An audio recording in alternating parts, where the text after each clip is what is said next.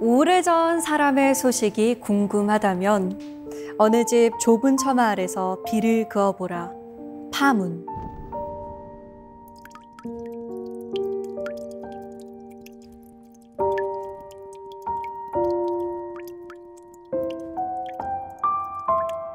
당신이 걸어온 동그란 행복 안에서 당신은 늘 오른쪽 아니면 왼쪽이 젖었을 것인데 그 사람은 당신과 늘 반대편 세상이 젖었을 것인데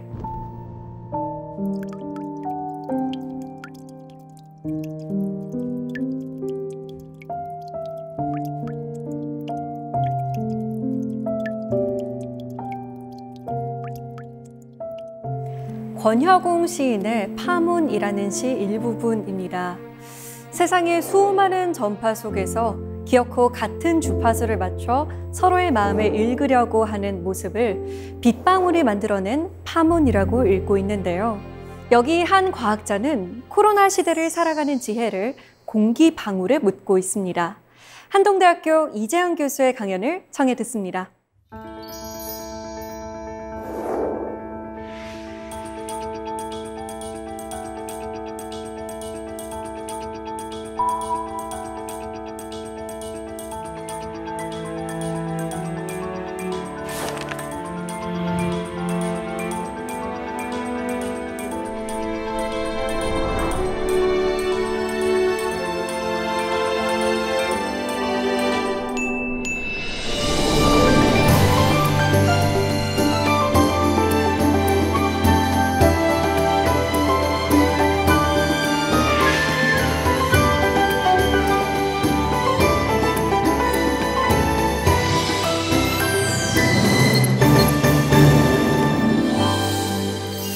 교수님 반갑습니다. 반갑습니다. 네, 네, 교수님은 스스로를 경계 탐험가라고 말씀하시더라고요. 어떤 경계를 탐험 중이신 건가요? 지금은 이제 과학 기술하고 인간 사회 그 경계를 탐험하는데요. 사실은 제가 이제 공학을 하니까 공학이라는 게 원래 그 인간의 욕망을 과학 기술을 통해서 달성해 주는 거거든요. 네. 근데 인간의 욕망이라는 것을 우리가 잘 모르면서 공학을 쭉 해온 거예요.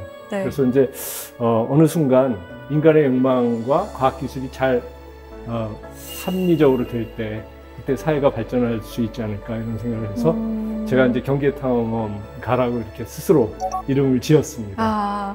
저는 이 코로나 시대를 살아가는 지혜를 공기방울에서 얻을 수 있다라고 하는 게 참 신기하더라고요. 어떻게 하다 보니까 물방울, 동그란 것들을 많이 했어요. 그리고 사람들한테 얘기하면 쑥스러울 때가 있습니다. 왜냐하면은 고작 그 흔해 빠진 공기방울.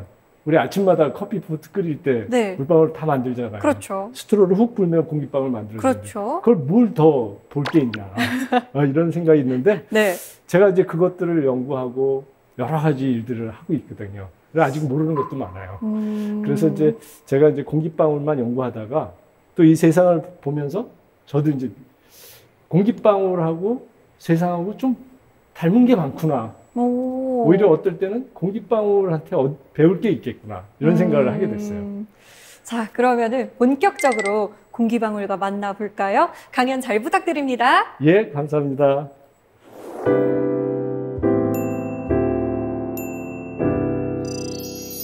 포스트 코로나 시대 공기방울이 말하다. 지금 이제 코로나 시대가 왔는데요. 이 이후에 과연 우리는 이전으로 돌아갈 수 있을까? 많은 사람들이 걱정합니다. 우리는 과연 살아남을 수 있을까? 제가 오늘 여러분들 앞에 하잘 것 없고 어떻게 보면 너무나 우리 주변에 흔해 빠진 공기방울을 가지고 한번 얘기를 해볼까 생각합니다. 몇 년 전에 제가 맨체스터라는 도시에 갔었는데요. 거기에 맨체스터 유미스트라는 대학이 하나 있었어요. 근데 거기가 이제 과학 기술 쪽으로 아주 유명한 대학인데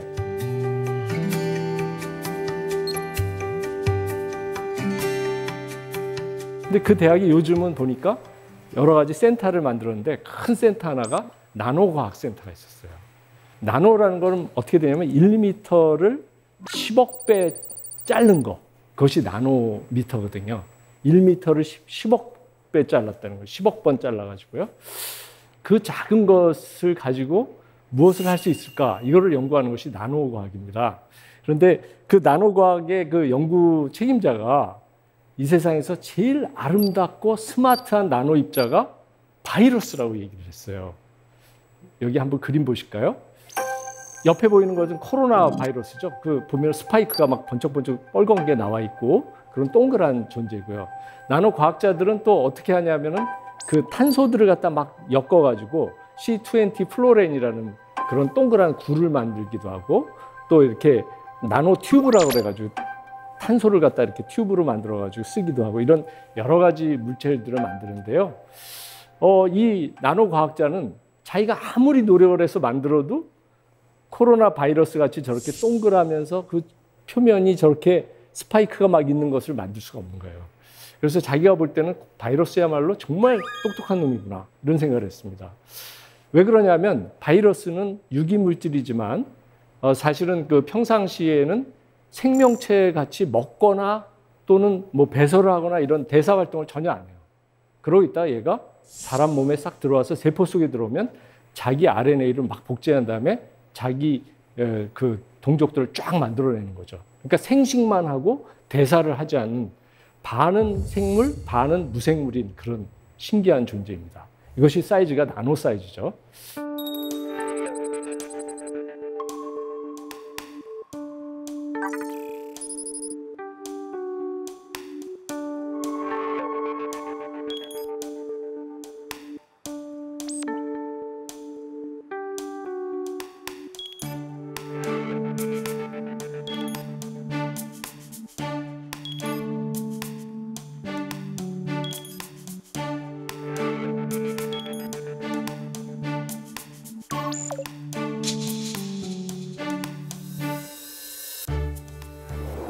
코로나19하고 나노 존재들, 특별히 제가 오늘 여러분들한테 기포 얘기를 하려고 그러는데요. 기포도 나노 기포를 만들 수가 있어요. 자, 옆에 있는 것은 코로나 바이러스를 절단한 단면입니다. 가운데 안에 이렇게 스프링처럼 되어 있는 것은 RNA 단백질이고요. 그것을 갖다 이렇게 동그랗게 컨테인하고 있는 단백질이 있습니다. 근데 여러분, 이 사이즈가 어떻게 되냐면요. 가운데 이 동그란 컨테인 그 동그란 구는 80 나노미터 정도 되고요. 스파이크가 있어가지고 그것까지 다 합치면 120 나노미터 정도가 됩니다. 그런데 우리 인간들이 나노기포를 만들 수가 있어요. 옆에 있는 것은 150 나노미터니까 지금 코로나 바이러스랑 거의 사이즈가 비슷한 것이죠. 그런데 그러한 기포를 만들려고 그러면 그 안에 압력을 엄청 넣어야 돼요. 아니, 압력을 많이 넣으면 커지는 거 아닌가? 그런데 압력이 많이 넣어야지 이 기포가 더 작아집니다.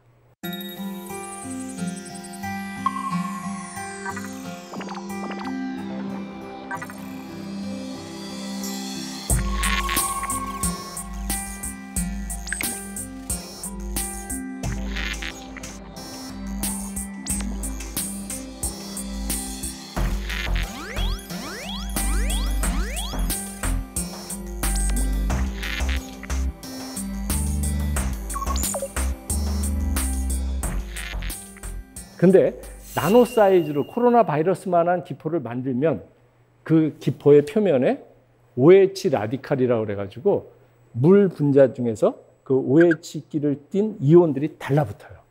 그렇게 되면 이 나노 기포는 저런 바이러스나 박테리아를 죽이는 역할을 해줍니다.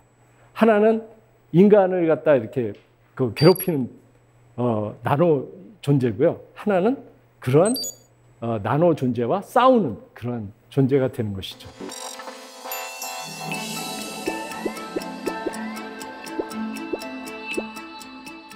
나노기포 이렇게 말씀드리니까 굉장히 흥미롭지 않습니까?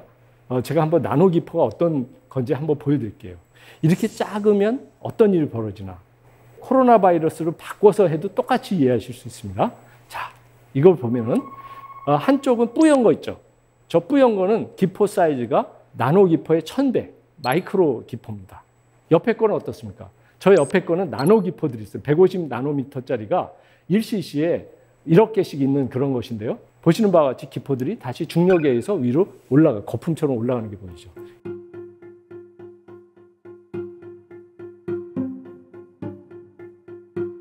자, 그러면 저 투명한 그 물이 저 안에 나노기포가 있는지 없는지 어떻게 알겠어요? 한번 볼까요? 여기다 레이저를 쏘면 어떤 일이 벌어지나 봅시다.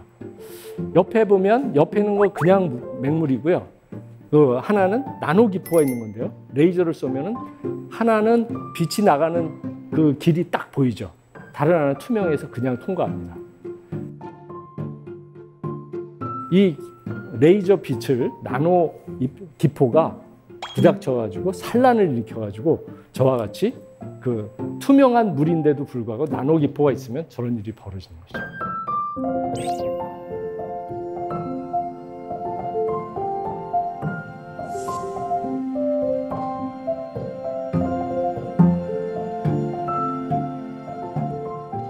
만약에 저기에 나노 기포가 아니고 코로나 바이러스가 저렇게 들어가 있었다 하더라도 레이저로 비추면은 저와 같은 산란을 일으킬 것이 분명합니다.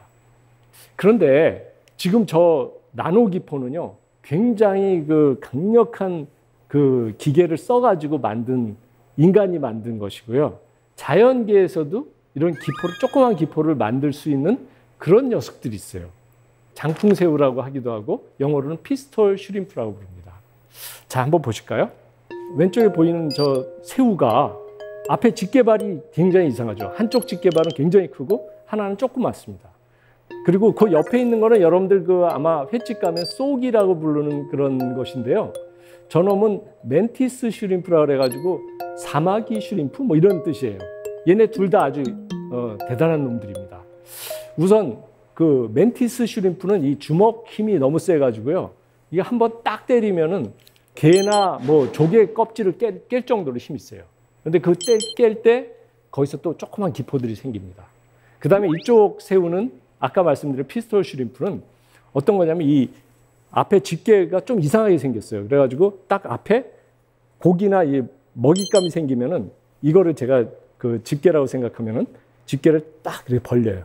벌리고 나서는 딱 조준을 한 다음에 딱 닫으면은 물이 제트로 쫙 나가는데 한 4cm 앞에 있는 물체가 박살이 납니다. 그래가지고 심지어 큰 물고기도 기절을 하고 그러면 가서 맛있게 먹는 거죠. 교수님, 그런데 이 장풍새우는 어디 가면 볼 수 있는 건가요? 예, 궁금하시죠? 제가 이제 남태평양 거기 산호초 그런 쪽에 많이 있다고 그러는데요. 그런 말을 해요. 어떤 사람이 그 남태평양의 산호초가 굉장히 조용할 거라고 생각하지만 저 장풍새우들 때문에 되게 시끄러운 곳이다. 이렇게 얘기한 경우를 보았습니다. 그런데 이 슈림프가 이제 장풍을 쏠 때 그 안에 기포들이 조그만 게 생기는데요. 그게 아까 말씀드린 나노 기포의 한 1000배 되는 마이크로 기포들인데요. 그 마이크로 기포에 소리를 지르면 어떤 일이 생기느냐. 이거를 갖다 연구한 과학자들이 있었어요. 소리가 이제 이렇게 파동이지 않습니까? 그러면 플러스 압력이 이렇게 들어올 때 기포가 이렇게 막 부풀어요. 부풀었다가 음압으로 갈 때 갑자기 확 줄어드는데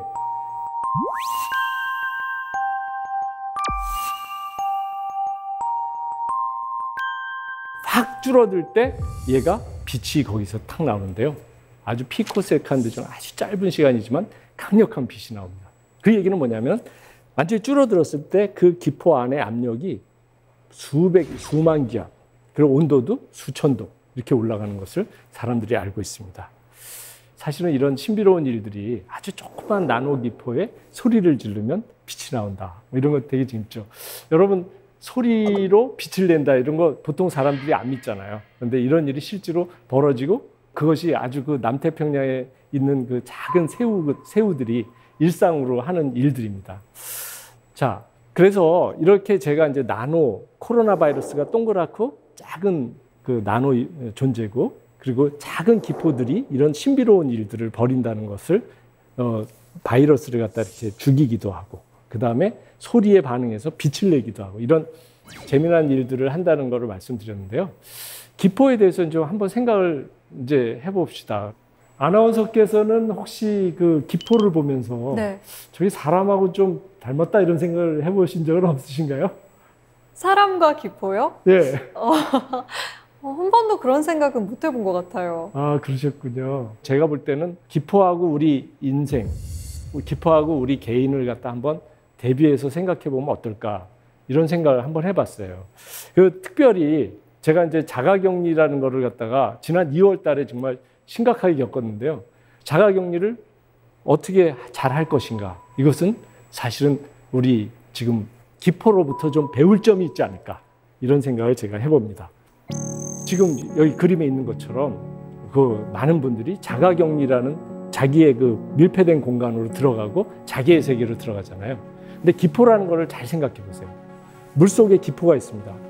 여기 이제 내가 공기예요. 공기인데 내가 물속에 들어갔어요. 그럼 밖은 다 뭐예요? 물이죠. 그럼 내가 기포로 존재한다는 건 뭐냐면은 내가 온 힘을 다해서 물들이 나를 없애지 못하게 밀고 있는 거예요. 기체가 끊임없이 이 물의 벽을 치고 있는 거예요. 물의 벽을. 그러니까 이것은 뭐냐면은 자기의 존재를 만들기 위해서 어땠냐면 끝없는 투쟁을 하고 있는 상태예요. 여러분들 기포를 보고 그런 생각 해보셨어요? 그런 생각 없죠. 근데 기포를 자세히 들여다보면 얘가 지금 생존을 위해서 투쟁하고 있는 거예요. 자, 그런데 말이죠. 여기 이제 그 라이프니츠라는 이 과학자가 있어요. 사실은 이제 수학이나 이런 과학 이전에 무엇을 했던 사람이냐면은 이 세상의 실체가 뭐냐. 그러니까 이제 데카르트나 이런 사람들이 고민했던 똑같은 그 고민을 했어요. 고민했는데 이 사람이 생각한 얘기는 뭐냐면 플라톤이 얘기했던 그 모나드라는 개념을 끌고 와가지고 그걸 확장했어요. 어떻게 확장했냐면은 사물, 물체 있잖아요. 우리 물체, 물질, 그 다음에 동물, 식물, 인간, 신에까지 이르는. 그래서 신을 완전한 모나드라고 그랬어요. 모나드라는 건 뭐냐면 이 사람의 얘기에 의하면 완전한 자족한 존재예요. 어떤 것도 드나들 수 없어요. 그래서 밀폐된 방이라고 그래요. 창문도 없고 문도 없다. 그리고 그 안에 있는 거예요. 되게 어렵죠. 그래서 저는 이제 그 어려운 얘기들을 기포를 보면서 기포가 바로 모나드 아니냐? 그죠? 물 속에 들어박혀 있는 기체를 생각해 보세요. 그러면 얘는 그 안에 그죠? 창도 없고 문도 없는 거죠. 그리고 끝없이 자기 혼자 있는 거예요. 근데 자기 혼자 완전히 자족한 상태. 그러니까 이렇게 생각해 보면은 이 자기격리의 시대, 앞으로도 우리는 시도 때도 없이 자가격리를 해야 될지 모릅니다. 그때 우리가 얼마나 그 자가격리의 기간을 행복하게, 자족적으로 할 것이냐. 그걸 기포로부터 배워야 되겠습니다. 그래서 제가 깨달은 기포로부터 배운 삶의 기술 몇 가지를 말씀드리겠습니다.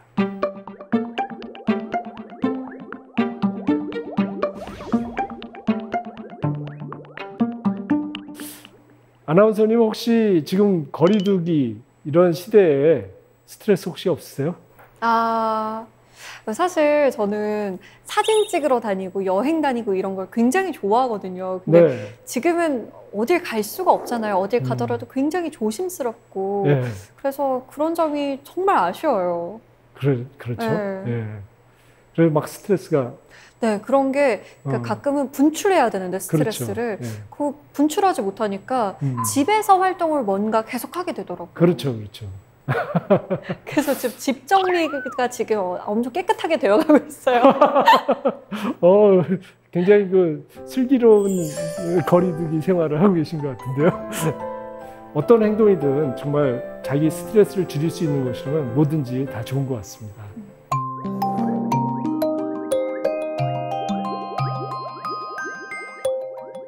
지금 기포를 보면요. 아까 말씀드렸죠. 나노 기포 만드는 게 무지 어렵다고 그랬잖아요. 그 이유가 뭐냐면 기포의 그 크기는 기포의 반경에 반비례해서 그 안에 압력이 높아요. 우리 압력 그러면은 표면에 이렇게 막 표면을 때리는 힘이잖아요. 그래서 스트레스라고도 표현합니다. 자연과학에서는. 그러니까 작은 기포는 그 안에 압력이 높아요. 작은 기포가 큰 기포보다 압력이 높아요. 그렇다 그러면 여러분 스트레스가 많다는 건 뭐죠? 내가 지금 마음이 작은 거예요. 마음이 작으면 작을수록 압력이 높아요. 그러면 큰 마음을 품으면 어떻게 됩니까? 압력이 내려가는 거죠. 기포가 얘기를 해줘요. 여러분 큰 마음을 품으십시오. 그러면 자가격리에서 승리합니다. 정말로 큰 마음을 먹고 싶긴 한데 어떻게 하면 큰 마음을 먹을 수 있을까요? 네, 정말 어려운 얘기죠. 사람마다 다 그 마음의 사이즈가, 마음 그릇이 다 다르고 그런데요. 저의 경우를 좀 생각해 보자면은 이제 저도 나이 들어가면서 30대에는 제가 마음이 적었어요. 저를 표현하면 밀양아리랑 날 좀 보소 그거였거든요. 그래서 40대, 50대 지나면서 이제 점점 제가 이렇게 해서 꼭 되는 일이 없더라고요. 그런데 차츰 지나다 보니까 제가 전혀 생각지도 못했던 또 일들이 생기고 기회가 생기더라고요. 그래서 어떤 의미에서 보면은 큰 마음 품기가 좀 나이 들어가면서 생기는 마음일 수도 있어요. 그런데 젊은이들이 일찍 그런 마음을 품으면 정말 굉장히 좋을 것 같은 생각도 들어요. 네.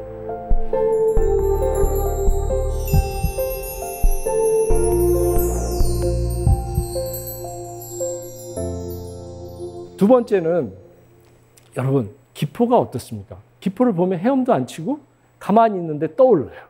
그건 뭐냐면 중력이 주변에 있는 입자들을 다 끌어당기기 때문에 자기는 떠오르는 거죠.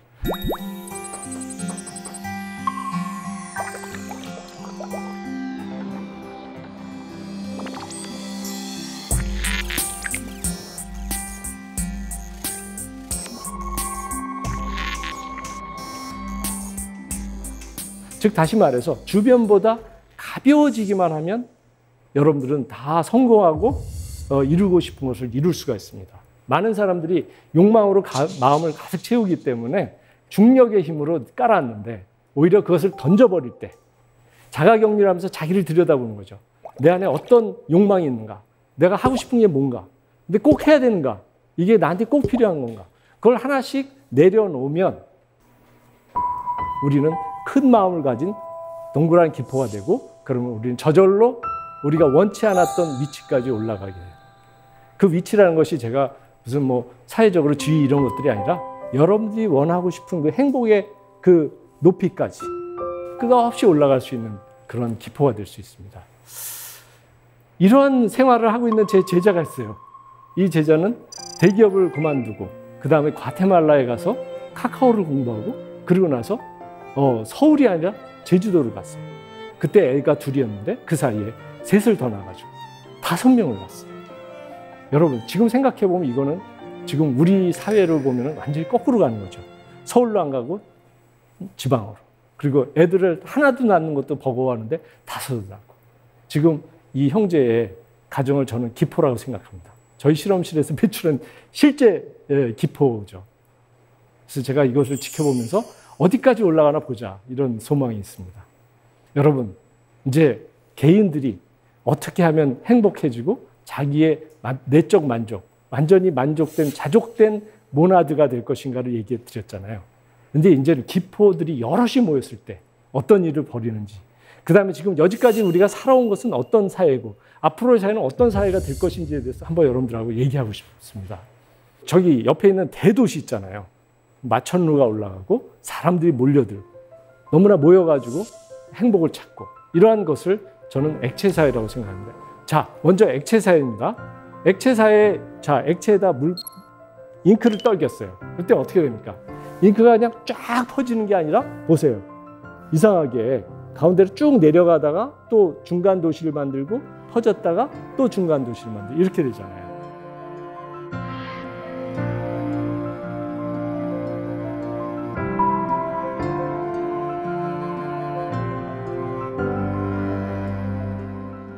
이것이 여지까지 우리 액체사회에서 경험한 겁니다. 서울로 가야, 그죠? 대도시에 가야 집값도 오르고 교육도 잘 받고 성공할 기회가 생기고 일자리도 있고 사람들이 다 모여드는 겁니다. 중심사회죠. 그런데 지금 우리 코로나 이후에는 거리 두기를 하려는 거예요. 그럼 사람들이 더 멀리 떨어져야 돼요. 그러면 코로나 이후 사회는 어때야 되느냐?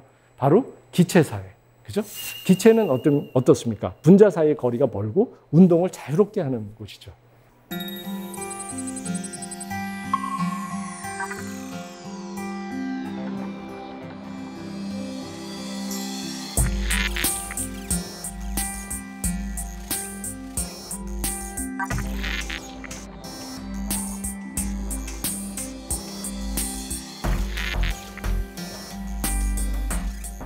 이전에는 모여서 행복했다 그러면 이제는 멀리 떨어져서 행복한 이런 사회가 돼야 되겠습니다.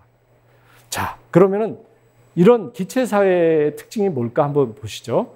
물 같은 경우에 얼음이 됐다가 물이 됐다가 끓다가 수증기가 되잖아요. 그죠? 그러면은 액체 사회는 물이잖아요.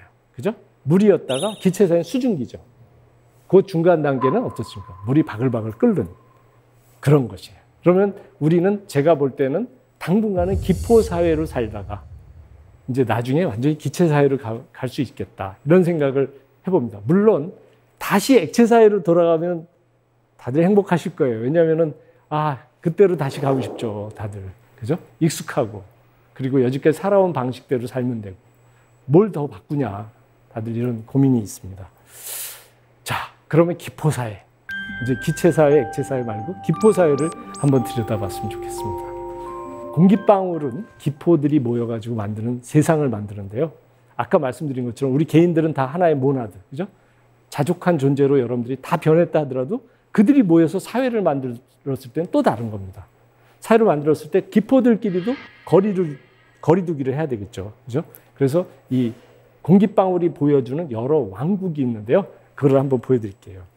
어떤 관에다가 물하고 공기를 섞어서 보내면 이런 다양한 모습이 나옵니다. 맨 왼쪽에 있는 것은 기포들이 이렇게 뽀글뽀글 올라가는 게 보이시죠? 저거를 그냥 눈으로 보면 뿌옇게 보입니다. 그런데 초고속 카메라로 찍었기 때문에 순간적으로 그 기포들이 있는 모습이 잡힌 거예요. 그런데 저 상태가 어떻게 보면 기포들끼리 서로 부닥치기도 하지만 뭐 부셔지기도 하고 그러지만 거리를 유지하고 있는 기포사회라고 그러면요. 그 옆에 거는 보면 맨 위쪽에 이렇게 그 모자 같은 기포가 하나 나왔죠. 그래서 저거를 캡버블이라고 불러요. 캡버블. 저것만 해도 이미 도시가 형성된 거예요. 기포들이 모여서 이제 떼거리를 이룬 거죠. 그 다음에 맨 가운데 있는 것이 저거 보면은 대포알 같은 게 올라가죠. 저 대포알 같은 거는 슬럿버블이라고 그러고요. 대포알 바로 밑에 보면 조그만 기포들이 막 졸졸졸졸 쫓아 올라가죠. 저거는 중심사회인 것처럼 보이죠. 그런 모습입니다. 그 다음에 그 옆에는 막 지글지글한 건데 저거는 뭐냐면은 천 터블란스라고 하죠. 아주 막 기포하고 물하고 막 섞여가지고 난리가 나는 상태예요. 형태를 알아볼 수 없는 그런 혼돈의 상태. 그래서 혼돈이라고 부릅니다. 그리고 그 옆에도 비슷해 보이긴 하는데 저거는 어떤 거냐면은 가운데로는 공기가 지나가고 가운데로는요. 옆으로는 그러니까 벽을 타고 물이 스멀스멀 올라가요. 공기가 빠르니까 확 지나가요. 너 급하지? 빨리 가. 그 급행 노선 주고 벽으로 물들이 쫙 따라서 올라가요. 그러면 이 조건들, 이것들이 나타나는 조건이 다 다르겠죠. 그거를 지도로 그려봤습니다. 자, 보시죠. 여기 보시면은 가로축은 공기 양이에요. 공기를 얼마나 많이 듭니다. 세로축은 액체를 물을 얼마나 많이 듭니다. 그러니까 이쪽은 이 구팅이는 물도 조금 넣고 공기도 조금 넣은 거예요. 저 구팅이는 물도 많이 넣고 공기도 많이 넣은 거예요. 그죠? 그런데 아까 말씀드린 것처럼 그 파란 부분 거기 보면 뭐예요? 아까 기포가 올라가는 거죠? 거리를 두는 거란 말이에요. 그럼 저거를 갖다가 거리두기 사회라고 제가 한번 이름을 적어봤어요. 그 다음에 아까 그 대포알 같은 거 간 거 있죠? 그거를 기포들이 막 모여가지고 그냥 큰 집단을 만든 거예요. 뭉치기 사회. 좀 어감이 이상하지만 이제 그 뭉치기 사회가 있고요. 혼돈 사회는 좀 작지만 저기 있습니다. 그리고 아까 말씀드린 대로 기포는 가운데로 올라오고 그 다음에 액체는 벽을 타고 오르는 거. 그거는 따로 놀기죠. 기포하고 액체하고 서로 따로 놀자. 이렇게 이제 사회가 있는 거예요. 지금 현재 우리 사회를 생각해보면 액체 사회라고도 얘기할 수 있지만 뭉치기 사회라고 얘기할 수도 있잖아요. 그래서 뭉치기 사회에서 거리두기 사회로 가자는 거 아니에요, 지금. 어떻게 해야 되냐 이거예요. 자, 그래서 제가 지금 이 두 개 그림을 보여드리는데요. 옆에 그림을 보면 아무런 제재를 안 가하고 그냥 물에다가 기포를 둔 거예요. 보시니까 어떻습니까? 아까 보여드린 것처럼 대포알 같은 게 올라갔죠. 다 모여가지고 아주 똘똘 뭉쳐서 그 큰 집단을 만들었어요. 근데 이 옆에 있는 거는 보면 똑같은 양인데 이상하게 거리두기가 되어 있죠. 이거는 어떻게 된 거냐면은 제가 거기다가 이제 지금 잘 안 보이지만 칸을 쳤어요. 우리 저기 시골의 문같이 칸을 치고 그 칸 사이를 다 뚫었어요. 그래서 얘가 올라오다 옆으로도 갈 수 있게. 그러니까 개방은 되어 있으나 규제가 들어가 있는 이런 거예요.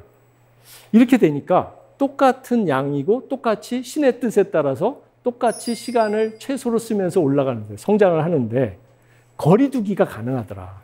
그러면 지금 우리 사회가 이 기포에서 배워야 되는 건 뭐냐면 어떻게 우리는 제도와 문화를 만들어서, 그죠? 이 그냥 다 뭉쳐가지고 되던 이 사회가 이렇게 거리두기를 하면서도 제대로 경제 부흥을 하면서 갈 수 있느냐.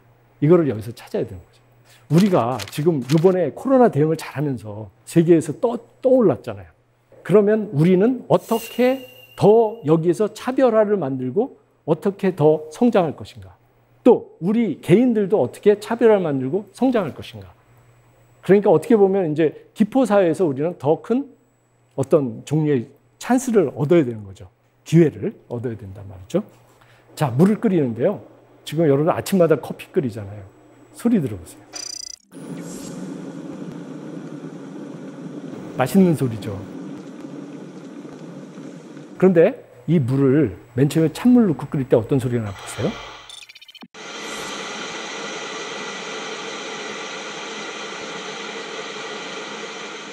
아까랑 너무 소리가 다르죠?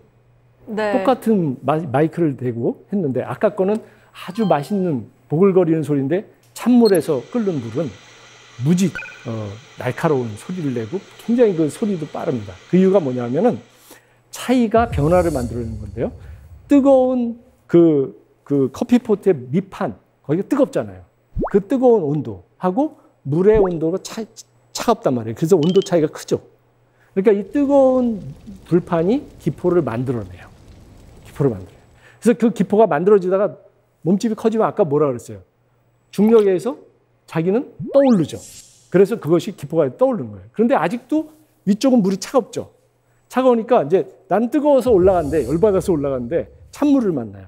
그러니까 옆에 있는 그림처럼 만나는 순간 쪼그라드는 거예요. 그런데 아까 잘할 때는 시간이 많이 걸렸는데 쪼그라들 때는 순식간이에요. 기포가, 그러니까 거품 붕괴죠. 그러니까 이만한 공간이 갑자기 없어지는 거예요. 이만한 게 탁 없어져요. 그러면 글로 물 밀듯이 물이 밀려 들어오겠죠. 아까 그냥 막 힘주어서 막았는데 이게 막 밀려 들어오겠죠.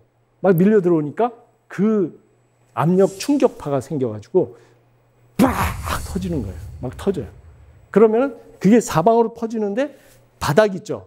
바닥이 제일 먼저 때리겠죠. 그러니까 바닥 치는 소리가 아까 그렇게 시끄러운 소리가 나는 거예요. 그래서 여러분들 저기 설거지 하시다 보면 커피포트 바닥이 산지 얼마 안 됐는데 보면은 뭐 망치로 친 것처럼 까끌까끌해요. 그게 다 뭐가 한 짓이냐면은 바로 기포가 죽으면서 질른 소리예요. 비명이에요. 사실 우리가 커피물 끓이고 뭐 김치찌개 끓이면서 보글보글 이거 근데 그건 모두 기포가 사망하면서 내는 소리였어요.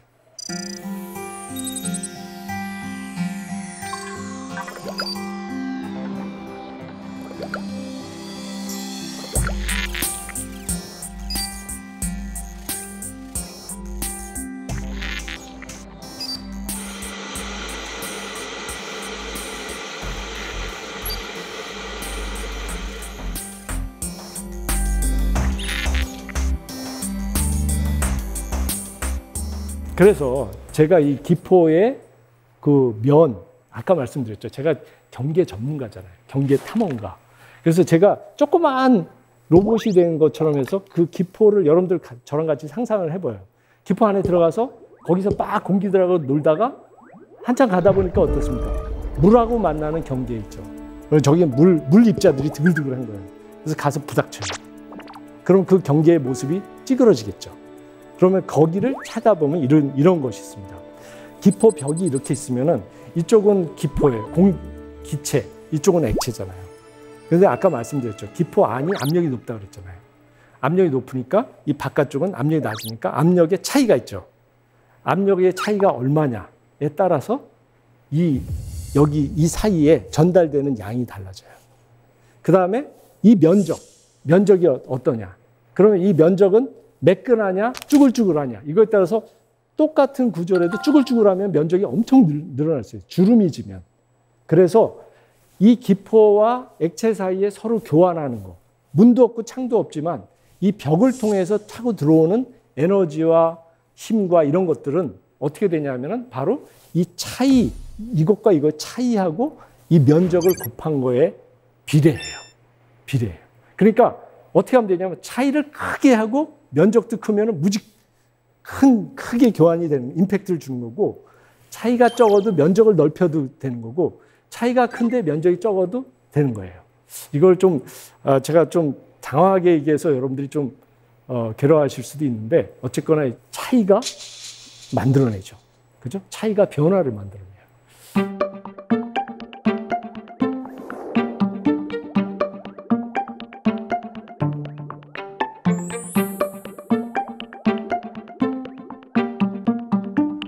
자, 그 다음에 또 하나 배워야 될 건 경계 면적입니다. 어떻게 하면 경계 면적을 넓힐 것인가?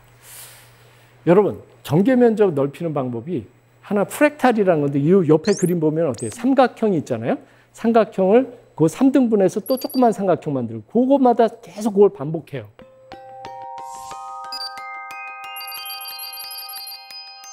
이렇게 하면은 똑같은 거의 이제 원이 돼요. 저게 계속하면 원이 되는데 그 원의 원주 길이가 무한대까지도 갈 수 있을 것처럼 이렇게 팽창하는 겁니다.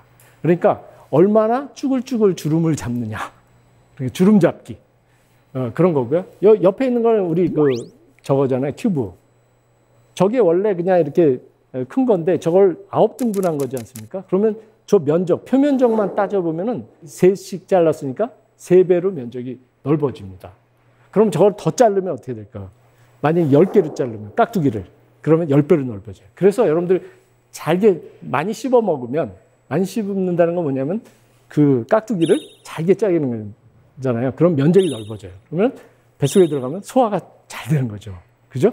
그래서 우리가 이제 많이 씹으면 건강하다 이런 그런 얘기예요. 면적을 넓히기 위한 전략이에요. 만약에 먼저 넓히지 않아도 되면 우리가 입에 이빨이 있을 필요가 없잖아요. 그냥 꿀떡 삼키면 되는데 이걸로 이렇게 해서 면적을 넓히는 거예요.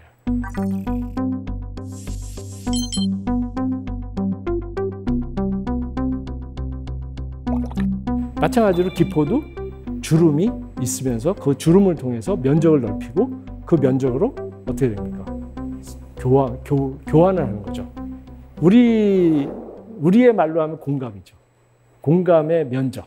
이제 이 기포 사회, 그 다음에 거리두기 사회에서 과연 우리가 어떻게 주름을 잡고 어떻게 우리의 공감의 면적을 넓힐 것인가. 이걸 우리가 고민해야 된다. 이런 생각을 해보는 거죠. 자, 이런 아까 기포죠. 캣버블입니다. 모자같이 떠서 올라가는 이런 녀석도 있습니다. 캣버블의 특징은 뭐냐면 위쪽은 매끈하죠. 그러나 아래쪽은 자글자글 주름이 잡히면서 소통하고 있습니다. 여러분, 차이를 만들기 위해서 어떻게 해야 될까요? 아이디어를 내고 실행하고 그걸로 끝나는 것이 아닙니다. 아이디어와 실행을 갖다 다시 관조하고 그것을 갖다 다시 성찰할 수 있는 영감의 시간이 필요한 것이고요. 그래서 얻어진 것을 그 주름을 통해서 공감하는 이 4가지의 요소를 우리가 어느 곳에서나 지방 어느 곳에서나 실천한다 그러면 대한민국 전체가 모두 역동적인 지금과 다른 그런 넓은 대한민국이 될 거라고 저는 생각합니다. 우리의 주름으로 전 세계와 소통할 수 있겠구나 이런 생각을 했습니다. 그것이 기체화된 대한민국이죠. 이때 우리나라는 전 세계의 어떤 나라보다도 넓은 면적의 땅덩어리는 아니지만 공감의 그 면적이 가장 넓은 국가가 될 수 있지 않을까 이런 생각을 해봅니다. 어떻습니까? 그동안에 우리 대한민국이 그 코로나19와 대응하는 과정에서 그 많은 나라들과 다른 길을 걸었고 이제는 우리들의 방법이 국제적으로 표준이 되고 롤 모델이 되는 시대가 됐습니다. 역사상 우리가 이렇게 좋은 위치로 이렇게 세계 무대에 등장한 때가 거의 없었죠. 자, 우리의 미래는 어때야 될까요? 저는 여기서 기포 연구자처럼 좀 더 허황된 큰 기포를 만들고 싶습니다. 그것은 뭐냐면은 아직 발명되지 않은 나라를 만들어보자. 나라를 발명해보자 이런 생각인데요. 제가 볼 때 아직 발명되지 않은 나라, 그러나 꼭 있어야 될 나라는 뭐냐? 바로 어머니의 나라, 박애의 나라라고 생각합니다. 우리 대한민국이 이번에 코로나19를 대응하는 과정에서 보였던 것은 바로 그 대구에 그 위험천만한 곳에 그냥 그 붕대를 매면서 막 달려간 그 우리 의료진들 있잖아요. 이런 것들이 바로 그 사랑의 실천, 그죠? 그 키워주고 보듬어 안고, 그죠? 끝까지 지켜내는 바로 그것이 우리의 정의 정석, 우리만에 있는 우리의 DNA 안에 있는 것이 아닌가. 그렇다 그러면 이제 저는 하나의 그 또 다른 기포를 꿈꾸는 것이죠. 박의 나라를 발명하자. 이런 꿈을 꾸면서 저는 이 큰 하나의 거품으로서 오늘 거품 연사로서 여러분들 앞에 섰습니다. 갈등을 다 담아내고 그 다음에 품어내고 또 사랑으로 퍼줄 수 있는 나라, 그런 나라가 됐으면 좋겠습니다.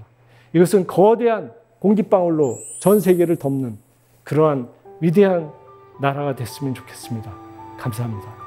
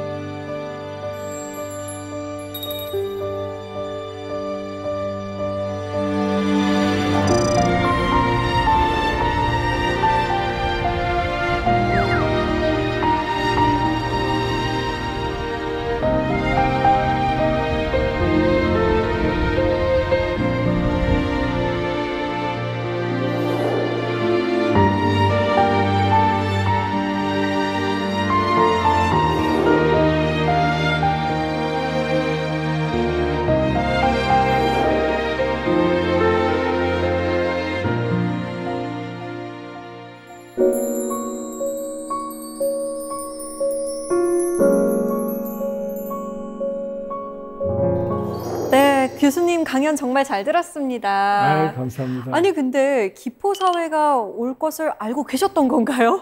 아닙니다. 예, 저도 이제 코로나19 이후에 뭐 자가 격리 아닌 격리, 네. 그리고 거리두기 계속 지금도 뭐 불안하잖아요. 그래서 생각해 보니까 이렇구나 이런 생각을 해봤습니다. 네. 자, 4세기 공동체 여러분께서 미리 질문을 보내주셨는데요. 한번 만나볼까요? 최도연, 최용준 어린이의 질문입니다. 바이러스가 마스크 안으로 들어가면 어떻게 해요? 아이들도 요즘 코로나19에 굉장히 관심이 많더라고요. 네. 나쁜 바이러스가 마스크 안으로 들어온다면 어떻게 하나요? 그건 큰일이죠. 제가 이제 그 부분에 있어서 좀 생각을 좀 해봐야 되는데요.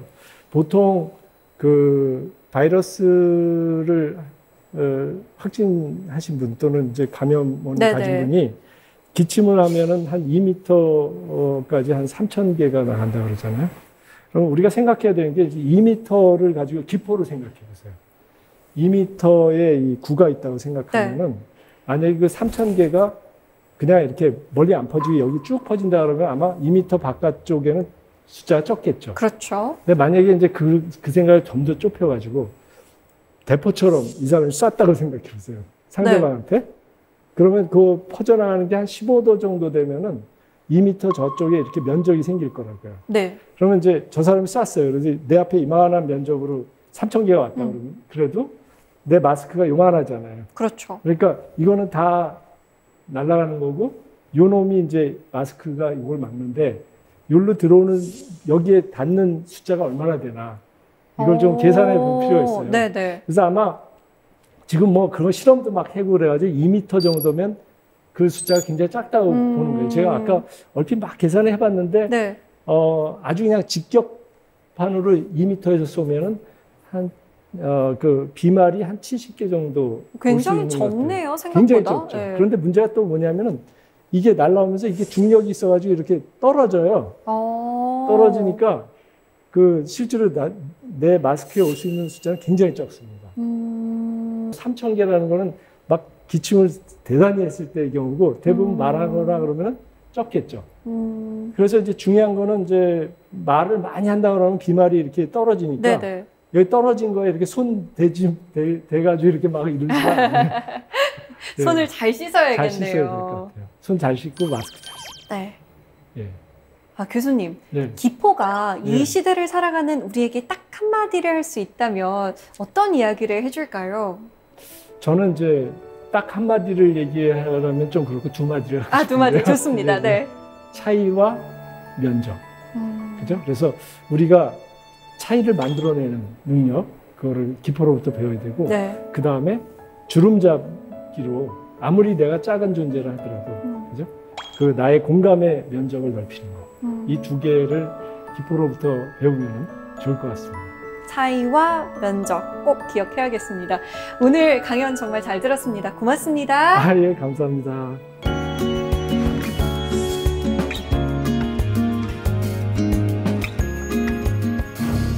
횡단보도, 엘리베이터, 마트, 계산대 앞. 우리는 하루에도 몇 번씩 갈림길 앞에 서게 됩니다. 하나는 나만 편한 길, 그리고 또 하나는 남을 배려하는 길인데요. 사무엘 스마일스의 인격론에서는 이 선택을 이렇게 말합니다. 우리에게 필요한 용기는 영웅적인 것이 아니다. 일상생활에서의 용기다. 솔직할 용기, 유혹에 저항할 용기, 사실을 말할 용기, 가식 없이 있는 그대로를 보여줄 용기. 다른 사람의 부에 부도덕하게 의존하지 않고 갖고 있는 것 내에서 정직하게 살아갈 용기다. 작은 일에도 용기 낼 수 있는 그런 하루 보내시길 바랍니다. 사사기 공동체 습니다. 저희는 다음 시간에 찾아오겠습니다.